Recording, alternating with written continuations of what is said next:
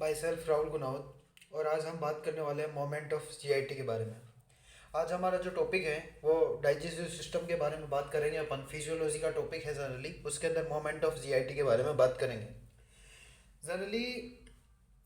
अगर मैं बात करूं मोमेंट ऑफ जीआईटी की, तो मोमेंट ऑफ जीआईटी के अंदर को मैं यहाँ पे इस वीडियो के अंदर मैं जनरली 5 तरह की हेडिंग पढ़ूंगा। मोटिलिटी ऑफ माउथ के बारे में स्टडी करूंगा, फिर सेकंड में बात करूंगा मोटिलिटी ऑफ इसोफेगस के बारे में, और फिर मैं बात करूंगा मोटिलिटी ऑफ स्टोमक के बारे में, फिर मैं बात करूंगा मोटिलिटी ऑफ स्मॉल इंटेस्टाइन, फिर मैं बात करूंगा मोटिलिटी ऑफ लार्ज इंटेस्टाइन।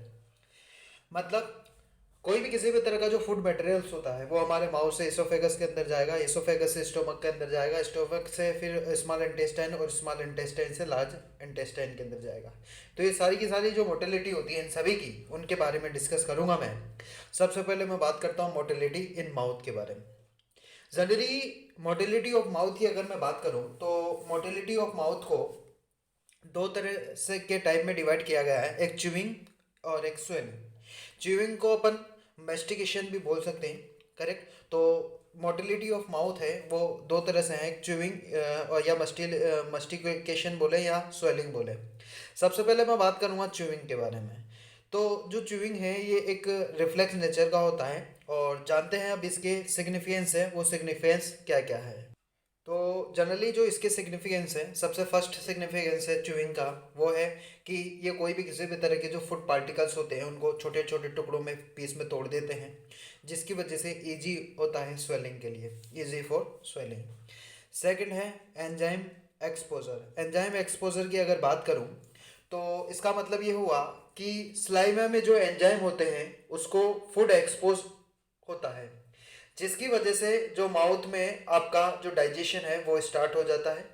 और जब माउथ में डाइजेशन स्टार्ट हो जाता है, वो कौन करता है, स्टार्ट डाइजेशन हो जाता है, जिसकी वजह से, और वो एक हमारे जो कार्बोहाइड्रेट की अगर बात करूँ तो उसको डाइजेशन करता है। मतलब कि ये जो स्लाइवरी अमाइलेज होता है, ये स्लाइवरी अमाइलेज की अगर बात करूँ तो ये स्टार्ट डाइजेशन क्या किसके द्वारा होगा, ये स्लाइवरी अमाइलेज के द्वारा होगा।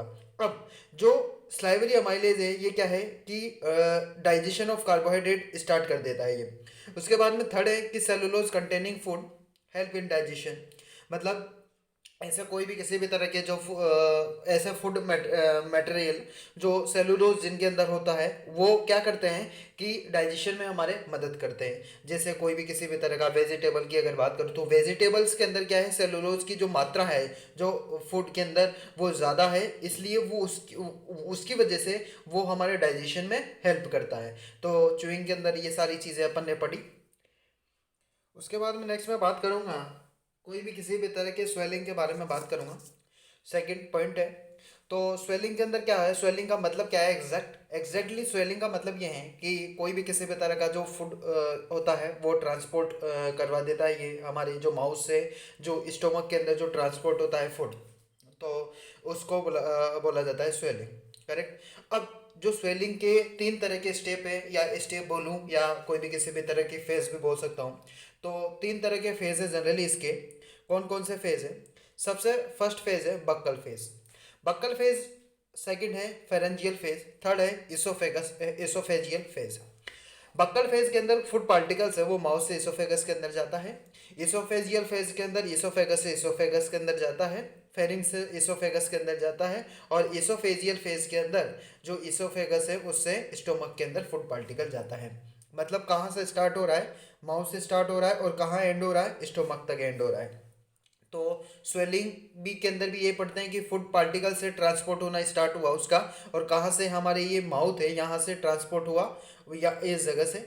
और ये रफली डायग्राम बनाया मैंने, यहाँ से स्टार्ट हुआ, और ये हमारे को इसो ये जो हमारे स्टोमक होता है यहाँ नीचे तक मैं बताऊँगा, तो यहाँ तक इसका एंड होता है। तो ये जो ऊपर जो मैंने कहा कि जो माउथ से इसोफेगस की अगर बात करूँ वो उसको बक्कल फेस बोला जाता है। अगर फेरेंग से इसोफेगस तक जो ट्रांसपोर्ट होता है उसको फेरेंजियल फेस, और जो इसोफेगस से स्टोमक तक उसको इसोफेजियल फेस बोला जाता है। उसके बाद में जो इसोफेगस से स्टोमक तक जो मूव करता है जो फूड पार्टिकल्स, ये हमारे पेरिस्टाल्सिस मोमेंट होता है, जो इसको अपन कुछ चंद मिनटों के बाद पढ़ने वाले हैं पेरिस्टाल्सिस मोमेंट के बारे में। तो उसके बारे में बात करेंगे। उसके बाद में सेकंड अपन बात करते हैं मोटिलिटी ऑफ माउथ के बारे में, अपनी बात होगी। अब मोटिलिटी ऑफ इसोफेगस के बारे में बात करते हैं।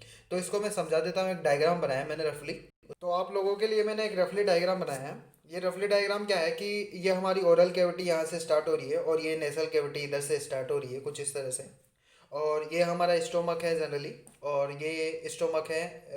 ये इसके ऊपर की तरफ ये जो रेड कलर से मैंने शो कर रखा है ये इसोफेगस है। और ये इसोफेगस और ये जब फेरिंग्स से स्टार्ट हो रहा है ऊपर से, और कहाँ पे एंड हो रहा है इसका, यहाँ पे जहाँ पे स्टोमक है वो, इसके बाद में स्टोमक स्टार्ट हो जाता है।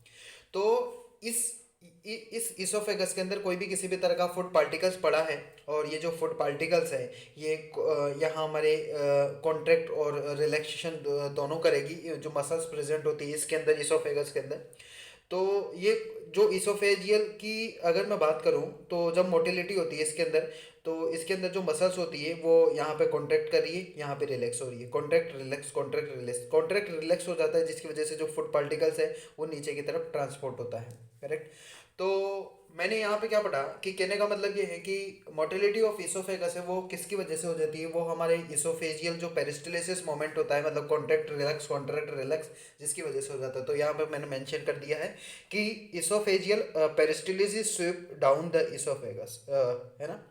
तो मोटिलिटी ऑफ माउथ के बारे में डिस्कस कर लिया, मोटिलिटी ऑफ इसोफेगस के बारे में डिस्कस कर लिया। अब अपन बात करते हैं मोटिलिटी ऑफ स्टोमक। तो मोटिलिटी ऑफ स्टोमक को दो तरह के पार्ट्स में डिवाइड करते हैं, एक प्रोक्सिमल एरिया और एक डिस्टल एरिया। दो तरह के एरिया होते हैं स्टोमक के अंदर। प्रोक्सिमल एरिया के अंदर फंडस और बॉडी इंक्लूड होता है, और डिस्टल एरिया के अंदर पाइलोरस इंक्लूड होता है। जनरली जो प्रोक्सिमल एरिया के अंदर जो फंडस और बॉडी इंक्लूड होता है, ये इसकी जो फंडस और जो बॉडी है इसकी थिन वाल होती है। थिन वाल होने की वजह से होता क्या है कि वीक कॉन्ट्रैक्ट जो कॉन्ट्रैक्शन होता है वो वीक हो जाता है। और एक तो कॉन्ट्रैक्शन वीक होगा, दूसरी इनफ्रेक्वेंट होगा वो। करेक्ट। जिसकी वजह से अब ये हमारा जो जिसकी वजह से ये क्या करते हैं कि फूड को स्टोर करते हैं, फंडस और बॉडी। अब ये फूड को स्टोर करते हैं, क्यों करते हैं फूड को स्टोर, क्योंकि इसके अंदर रिसेप्टिव होते हैं रिलैक्सेशन के। क्योंकि जो ये कॉन्ट्रैक्शन है तो वीक होगा, अगर कॉन्ट्रैक्शन वीक होगा तो जाहिर सी बात है कि जो रिलैक्सेशन वाले जो रिसेप्टिव है ये प्रेजेंट होते हैं, जिसकी वजह से ये फूड को स्टोर कर लेता है। जबकि डिस्टल एरिया की बात करूं, तो प्रोक्सिमल एरिया के अंदर तो फंडस और बॉडी इंक्लूड हो रहा था, डिस्टल एरिया के अंदर पाइलोरस इंक्लूड होता है। ये थिक वाल होती है इसकी, जबकि इसकी थिन वाल थी। यहाँ पे वीक कॉन्ट्रैक्शन और इनफ्रेक्वेंट था, बट यहाँ पे स्ट्रॉन्ग कॉन्ट्रैक्शन और फ्रेक्वेंट होता है। ये स्ट्रॉन्ग कॉन्ट्रैक्शन हो जाने की वजह से और फ्रेक्वेंट हो जाने की वजह से ये क्यों होता है, क्योंकि अब ऐसा क्यों होता है कि यहाँ तो स्ट्रॉन्ग कॉन्ट्रैक्शन और फ्रेक्वेंट है, जबकि यहाँ वीक कॉन्ट्रैक्शन और फ्रेक्वेंट है। बता देता हूँ क्योंकि भाई यहाँ पे पेरिस्टलिसिस कॉन्ट्रैक्शन होता है, जिसकी वजह से ये जो कॉन्ट्रैक्शन हो रहा है ये स्ट्रॉन्ग होता है, जबकि यहाँ पे वीक है क्योंकि यहाँ पेरिस्टलिसिस मोमेंट नहीं हो रहा। करेक्ट। अब पेरिस्टलिसिस मोमेंट हो जाने की वजह से होता क्या है कि कोई भी किसी भी तरह का जो फूड मटेरियल्स होता है वो मिक्स होता है और propel the food food food propels का मतलब है कि धकेलना। तो ये फूड पार्टिकल्स होता है वो मिक्स होता है और वो उसको धकेलेगा वो नीचे इधर की तरफ। डायग्राम से बताऊंगा इसमें। अब ये जो डिस्टल एरिया होता है ये रेस्पॉन्सिबल होता है कोई भी किसी भी तरह की गैस्ट्रिक एम्पटिंग इनटू ड्यूडेनम, मतलब जो कोई भी किसी भी तरह की जो फूड, देखो मैं बताऊंगा आगे कि हमारा शुरू में क्या है कि जो पाइलोरिक इंस्पेक्टर जो इंस्पेक्टर होता है ये ये जनरली क्लोज रहता है। अब ये जब ओपन होता है स्लाइटली थर्ड स्टेज के अंदर, तो वहाँ पे जब ये ओपन होता है, जो स्लाइटली ओपन होता है, तो फूड पार्टिकल्स है वो हमारे ड्यूडेनम के अंदर जनरली ट्रांसपोर्ट हो जाते हैं। क्यों ऐसा क्यों हो रहा है, क्योंकि पेरिस्टलिसिस मूवमेंट होगा। पेरिस्टलिसिस मूवमेंट होगा जिसके कारण जो फूड पार्टिकल्स है वो अंदर मतलब बाहर की तरफ धकेल देंगे। जनरली वो डायग्राम से समझा देते।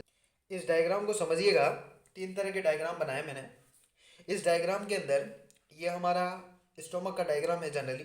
यहाँ पे ये पाइलोरिक इंस्पेक्टर है, ये क्लोज है जनरली, यहाँ पे भी क्लोज है और यहाँ पे स्लाइटली ओपन हो जाता है।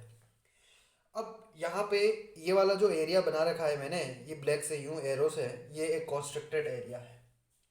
अब आगे वाले स्टेज के अंदर क्या है कि कॉन्स्ट्रक्टेड एरिया है वो थोड़ा आगे की तरफ आ जाता है, मतलब मूव कर जाता है। ऐसा क्यों करता है भाई? ऐसा इसलिए क्यों करता है क्योंकि यहाँ पे पेरिस्टलिसिस मोमेंट होता है। अब पेरिस्टलिसिस मोमेंट हो जाता है क्योंकि ये डिस्टल एरिया के बारे में बात कर रहा हूँ मैं, प्रोक्सिमल एरिया के बारे में बात नहीं कर रहा, क्योंकि प्रोक्सिमल एरिया तो ऊपर रह जाएगा, डिस्टल एरिया नीचे की तरफ बात करूंगा मैं, पाइलोरस की तरफ। अब प्रोक्सिमल एरिया पर बात नहीं कर रहा, डिस्टल एरिया की बात करूंगा, नीचे वाले एरिया की मैं बारे में बात करूंगा। तो अब यहाँ पे ये स्लाइटली ओपन हुआ, यहाँ पे ये पाइलोरस, क्योंकि यहाँ पे भी बंद है एक तरह से कुल मिला के, यहाँ पे स्लाइटली ओपन हो जाता है, तो जो फुट पार्टिकल्स है वो यहाँ से, ये बोलस है जनरली फुट पार्टिकल्स, ये कॉन्स्ट्रक्टर होगा, कॉन्स्ट्रक्टर की वजह से मतलब ये पेरिस्टलिसिस मूवमेंट हुआ, थोड़ा आगे है, और ये फुट पार्टिकल अब की बार यहाँ पे हमारे डुडेनम के अंदर चला जाएगा। मतलब स्टोमक के बाद में क्या आती है? Small intestine. और स्मॉल इंटेस्टाइन के तीन पार्ट होते हैं, ड्यूडेनम, जिंजम और इलियम। तो जैसे ही हमारा स्टोमक खत्म होता है वहां से स्टार्ट हो जाता है यहाँ से ड्यूडेनम, तो ड्यूडेनम के अंदर फूड पार्टिकल्स है वो एंटर कर जाएगा। तो ये जो सारी चीज़ें थी मैंने बात करी मोटिलिटी ऑफ स्टोमक के अंदर कि दो तरह के होते हैं, प्रोक्सिमल एरिया, डिस्टल एरिया, किस तरह से कौन कौन से पार्ट इंक्लूड होते हैं, फंडस और बॉडी कौन किसके अंदर इंक्लूड होती है, पाइलोजस किसके अंदर इंक्लूड होता है, किसके वाल थिक है किसकी थिन है, और जिसकी वजह से किसके अंदर वीक कॉन्ट्रैक्शन है और फ्रेगमेंट है, किसके अंदर स्ट्रॉन्ग कॉन्ट्रैक्शन है, फ्रेगमेंट इनफ्रेगमेंट है, सारी चीज़ें मैंने बताई है जनरली, फ्रेगमेंट है, सारी चीज़ें किसके अंदर मिक्स हो जाता है, प्रॉपर फूड पेरिस्टलिसिस मोमेंट किसके अंदर होता है, सारी चीज़ें। नेक्स्ट मैं बात कर लेता हूँ मोटिलिटी ऑफ स्मॉल इंटेस्टाइन के बारे में, फोर्थ पॉइंट है। ये दो तरह से होता है, सेगमेंटेशन और पेरिस्टलिसिस। सेगमेंटेशन का मतलब क्या है कि यहाँ पे जो सर्कुलर मसल्स होती है उसका कॉन्ट्रैक्शन होता है। जनरली ये हमारी इंटेस्टाइन है, और ये जब इंटेस्टाइन का, ये जब इसकी बॉडी, इंटेस्टाइन जब ऐसे सेगमेंट में डिवाइड होगी तो उसका जो शेप है वो कुछ इस तरह का हो जाएगा, क्योंकि नॉर्मल इंटेस्टाइन ऐसी होती है, जब सेगमेंटेशन में डिवाइड होती है तो ऐसी हो जाएगी। और यहाँ पे ये जो मैंने एरो बना रखे हैं ये जनरली कॉन्स्ट्रक्ट, यहाँ कॉन्ट्रैक्शन हो रहा है जनरली। और अब मैं बात करूँगा इसके फंक्शन के बारे में, पहले मैं छोटा हिंट दे देता हूँ कि पेरिस्टलिसिस होता क्या है। पेरिस्टलिसिस एक इन्वॉलेंट्री कॉन्ट्रैक्शन होता है इसके अंदर, जबकि इस यहाँ पे सर्कुलर मसल्स कॉन्ट्रैक्शन। अगर मान लो, अगर आपसे कोई पूछ लेता है कि सेगमेंटेशन और पेरिस्टलिसिस में क्या डिफरेंट है, तो आप क्या बताओगे? आप यही बताना कि जो सर्कुलर मसल्स होती है, जो सॉरी सेगमेंटेशन के अंदर तो हमारी सर्कुलर मसल्स है वो कॉन्ट्रैक्ट करती है, और पेरिस्टलिसिस की अगर बात करो तो वहाँ इनवॉलेंट्री कॉन्ट्रैक्शन होता है। इनवॉलेंट्री कॉन्ट्रैक्शन और रिलैक्सेशन होता है हमारी मसल्स का इन द इंटेस्टाइन के अंदर, करेक्ट। तो इंटेस्टाइन के अंदर जो कॉन्ट्रैक्शन और रिलैक्सेशन होगा हमारी इनवॉलेंट्री मसल्स का, वो सारी चीज़ें अपन बात करेंगे। पहले मैं बात करूंगा सेगमेंटेशन के कुछ फंक्शन है। सबसे फर्स्ट फंक्शन है मिक्सिंग फंक्शन। अब जो ये सेगमेंटेशन होते हैं इसकी वजह से ये मिक्सिंग में हेल्प करती है। मिक्सिंग में कैसे? मतलब ये मिक्सिंग होगी, मिक्सिंग मतलब ये मिक्सिंग की अगर बात करूँ तो ये डाइजेशन में हेल्प करेगी, फूड पार्टिकल को जब मिक्स हो जाएगा मतलब डाइजेशन में हेल्प कर देगी।